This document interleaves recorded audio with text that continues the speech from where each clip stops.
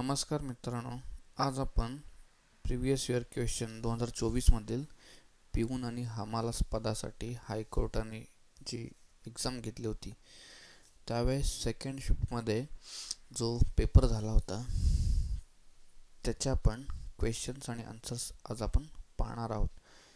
त्यामध्ये पहिल्या क्रमांकाचा प्रश्न आहे, मराठीसाठी विचारलेला आहे. खालील वाक्याचा मिश्र वाक्य प्रकारातील अचूक पर्याय ओळखा. त्यासाठी आपण वाक्य वाचू. आज तो उत्तम क्रिकेटपटू आहे कारण त्याने सातत्यपूर्ण सराव केला होता. तर याचा अर्थ आन्सर आहे पर्याय क्रमांक 1 कारणबोधक. कारण त्या कारण त्याने सिंपल त्या वाक्यामध्ये दिसतंय, कारण शो केले जाते ते. त्याचप्रमाणे प्रश्न क्रमांक 2 आपण पाहू. तो मराठीसाठी विचारला आहे, प्रयोगाबद्दल विचारलेला आहे. खालील वाक्यातील प्रयोग ओळखा. श्रीकृष्ण जराकडून मारला जातो. तर याचा जो अचूक उत्तर आहे ते पर्याय क्रमांक 3 नवीन कर्मणी हे त्याचे अचूक उत्तर आहे. त्याचप्रमाणे प्रश्न क्रमांक 3 आपण पाहू. इंग्लिशसाठी जो विचारला आहे, आर्टिकलबद्दल त्याने विचारला आहे आणि त्याने असं सुद्धा सांगितलं आहे की जर नो आर्टिकल जर रिक्वायर्ड असेल तर तुम्ही तो नो आर्टिकल म्हणून पर्याय निवडू शकता, असं त्याने वरील वाक्यामध्ये सांगितलं आहे. तर आपण वाक्य वाचू. We went to dash dash Louvre and saw the Mona Lisa. तर याच्यामध्ये पर्याय क्रमांक 1 द हे त्याचे अचूक उत्तर आहे. We went to the Louvre and saw the Mona Lisa. The and हे कुठं वापरले जाते याचा अचूक अभ्यास करा. आर्टिकलवरती त्यांनी प्रत्येक वेळेस क्वेश्चन विचारलेला आहे. तर त्याचप्रमाणे क्वेश्चन क्रमांक 4 आपण पाहू. Select the correct option with proper punctuation for the given sentence below. तर आपल्याला विरामचिन्हे द्यायचे आहेत. विरामचिन्हांवरती सुद्धा प्रत्येक प्रश्नपत्रिकेमध्ये एक प्रश्न हा विचारलाच आहे. त्यासाठी आपण सेंटेन्स वाचू. You have 2 choices. Finish the work today or lose the contract. तर त्याचा अचूक उत्तर आहे पर्याय क्रमांक 3 you have 2 choices. Finish the work today or lose the contract हे त्याचं अचूक उत्तर आहे. त्याचप्रमाणे प्रश्न क्रमांक 5 आपण पाहू. खालील शब्दाचा योग्य अर्थ ओळखा. तर दररोज प्रसिद्ध होणारे याला आपण काय म्हणतो. पर्याय त्याने दिलेले आहेत, पाक्षिक, साप्ताहिक, त्रैमासिक आणि दैनिक. त्याचा अचूक पर्याय क्रमांक दैनिक हे आहेत. तर दररोज प्रसिद्ध होणारे दैनिक.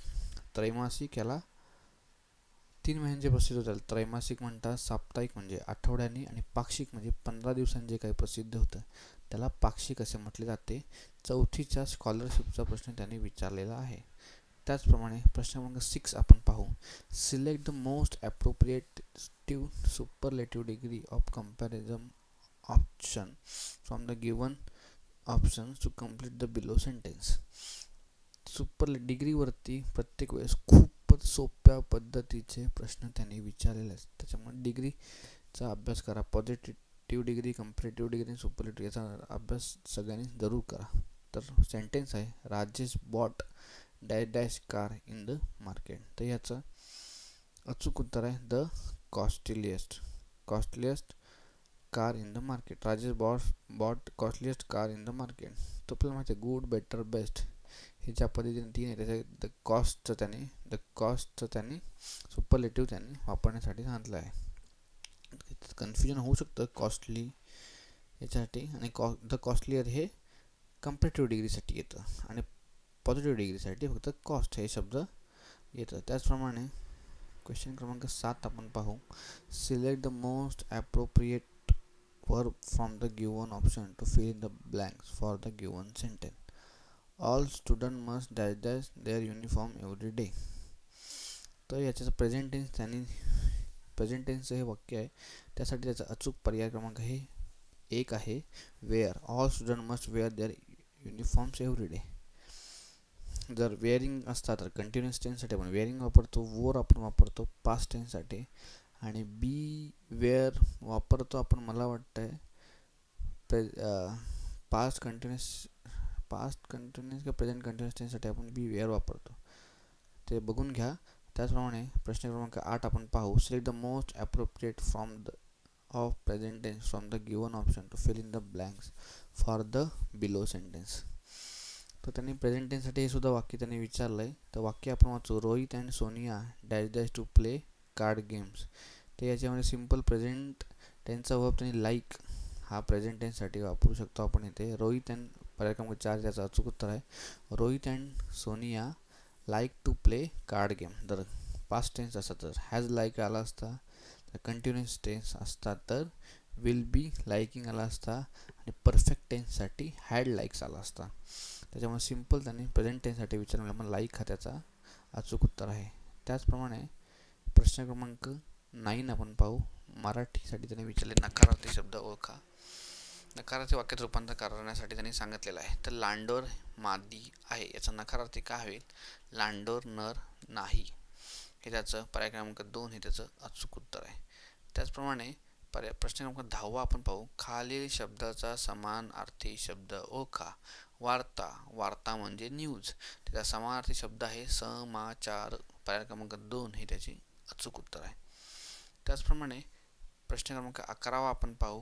गीत अण्णा जोश खालीलपैकी कोणत्या खेळाशी संबंधित आहे? जनरल नॉलेजवरती त्यांनी प्रश्न विचारलेला आहे. गीत अण्णा जोश हे बास्केटबॉल या खेळाशी संबंधित आहे. त्याचप्रमाणे प्रश्न क्रमांक 12 आपण पाहू. पुढीलपैकी कोणती ब्रह्मपुत्रा नदीच्या डाव्या किनाऱ्याला असलेली मुख्य उपनदी आहे? मला वाटतं हा 4थी, 5वी किंवा 6वी मधील भूगोलाचा प्रश्न आहे.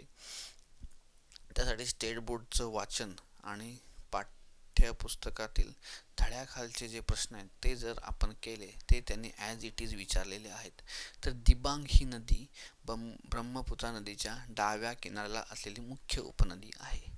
त्याचप्रमाणे प्रश्न क्रमांक 13 पाहू, ज्यांनी जनरल नॉलेजसाठी विचारलेला आहे. बास्केटबॉल खेळात खेळाडूंच्या भूमिकाबाबत विधान कोणते योग्य आहे?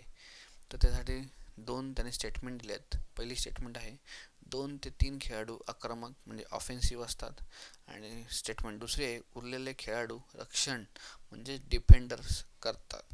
तर याचे अचूक उत्तर दोन्ही स्टेटमेंट बरोबर असल्यामुळे पर्याय क्रमांक 1 and 2 हे दोन्ही. त्याचप्रमाणे प्रश्न क्रमांक 14 आपण पाहू. 1655 मध्ये टिंबटिंब यांनी पहिल्यांदा पेशी शोधल्या. हा सुद्धा मला वाटतंय 4थी, 5वी किंवा 6वी मधला सायन्सचा प्रश्न त्याने विचारलेला आहे. तर त्याचे अचूक उत्तर आहे रॉबर्ट हुक याने पहिल्यांदा सेलचा शोध लावला. त्याचप्रमाणे क्वेश्चन क्रमांक 15 आपण पाहू. मध्ययुगीन राजकारणातील पिटक प्रकार कोणते भिन्न ठरतात? तर याच्यामध्ये 3 त्याने विचार मूल पिटक, विराम पिटक, अभिमुख पिटक. त्याचे केवळ एक म्हणजेच मूल पिटक हे त्याचे योग्य उत्तर आहे, पर्याय क्रमांक 4. त्याचप्रमाणे प्रश्न क्रमांक 16 आपण विचारू. कोणते भारतीय राजकारणी लोकसभेचे सदस्य झाले व 1946 मध्ये अंतरिम सरकारचे सदस्य होते? हा जनरल नॉलेजवरती त्यांनी प्रश्न विचारला. त्याचं अचूक उत्तर आहे पर्याय क्रमांक 3 सी राजगोपालचारी हे त्याचे अचूक उत्तर होय. त्याचप्रमाणे प्रश्न क्रमांक 17 आपण पाहू. रामायणाबाबत पुढीलपैकी कोणते विधान योग्य आहे? त्याने 2 स्टेटमेंट दिल्या. पहिली स्टेटमेंट आहे रामायणाला आदिकाव्य म्हणतात, आणि दुसरे स्टेटमेंट आहे रामायणात 24,000 श्लोक आहेत. तर दोन्हीही स्टेटमेंट अचूक आहेत. First and second both are true. त्याचप्रमाणे प्रश्न क्रमांक 18 आपण पाहू. हिमालयाच्या सर्वात बाह्य रांगेचा आउटर मोस्ट रेंजला डॅश डॅश म्हणतात, तर शिवालिक म्हणतात. हा सुद्धा भूगोलाचा प्रश्न आहे, मला वाटतंय 5वी किंवा 6वीचा. जो पाठ्यपुस्तकाखालील धड्याच्या खाली जो पुस्तक आहे तो आहे हिमालयाच्या सर्वात बाह्य रांगेच्या म्हणजेच आउटर मोस्ट रेंजला शिवालिक असे म्हणतात. त्याचप्रमाणे प्रश्न क्रमांक 19 आपण पाहू. सार्वत्रिक प्रौढ मताधिकार डॅश डॅशच्या कल्पनेवर आधारित आहे, तर समानता या कल्पनेवर आधारित आहे. सर्वांना मताचा जो अधिकार आहे तो सर्वांना मतदान करण्याचा अधिकार हा भारतीय संविधानाने दिलेला आहे, त्यालाच आपण समानता असे म्हणतो. त्याचप्रमाणे प्रश्न क्रमांक 20 आपण पाहू. माध्यमे म्हणजेच मीडिया खालीलपैकी कोणती भूमिका बजावतात? त्यासाठी त्यांनी 2 स्टेटमेंट दिलेले आहेत. पहिली स्टेटमेंट आहे अजेंडा सेट करतात, आणि दुसरी स्टेटमेंट आहे जाहिरातद्वारे उत्पादनांची जाहिरात करतात. तर याचे दोन्ही स्टेटमेंट अचूक असल्यामुळे पर्याय क्रमांक 2 हे त्याचे बरोबर उत्तर आहे. फर्स्ट अँड सेकंड दोन्ही स्टेटमेंट आर करेक्ट. त्याचप्रमाणे प्रश्न क्रमांक 21 आपण पाहू. 1937च्या निवडणुकीनंतर काँग्रेसला किती प्रांतात सरकार स्थापन करता आले नाही? तर त्याचे पर्याय क्रमांक 1 म्हणजे 3 प्रांतामध्ये काँग्रेसला सरकार स्थापन करता आले नाही. 1937 म्हणजे स्वातंत्र्यापूर्वीचा काळ आहे, तेव्हा राज्य नव्हते तर प्रांत होते. हे लक्षात ठेवून काँग्रेसला 1937ला 3 प्रांतामध्ये सरकार स्थापन करता आले नव्हते. त्याचप्रमाणे प्रश्न क्रमांक 22 आपण पाहू. सेल्फ रिस्पेक्ट मुवमेंट स्वाभिमान चळवळीचे संस्थापक कोण होते? तर त्याचे अचूक उत्तर आहे पर्याय क्रमांक 3 A.V. रामास्वामी नाईकर हे त्याचे अचूक उत्तर आहे. त्याचप्रमाणे प्रश्न क्रमांक 23 आपण पाहू. रोड ॲक्सिडेंट्स इन इंडिया 2022 अहवाल कोणत्या मंत्रालयाने प्रसिद्ध केला? तर हा खूप सोपा प्रश्न आहे, जनरल नॉलेजचा आहे, याच्यावर खूप सारे डिबेट झाले होते. तर हा अहवाल रस्ते वाहतूक आणि महामार्ग मंत्रालय याने प्रसिद्ध केला होता. त्याचप्रमाणे प्रश्न क्रमांक 24 आपण पाहू, जो जनरल नॉलेजवरती विचारलेला आहे. DRDOचे माजी प्रमुख CSTEPचे संस्थापक अध्यक्ष डॅश यांचे ऑगस्ट 2023 मध्ये निधन झाले. तर त्याचे पर्याय क्रमांक 1 डॉक्टर TS अरुणाचलम हे त्याचे अचूक उत्तर आहे. त्याचप्रमाणे प्रश्न क्रमांक 25 ऋग्वेद हा टिंबटिंबच्या दरम्यान संकलित केला आहे.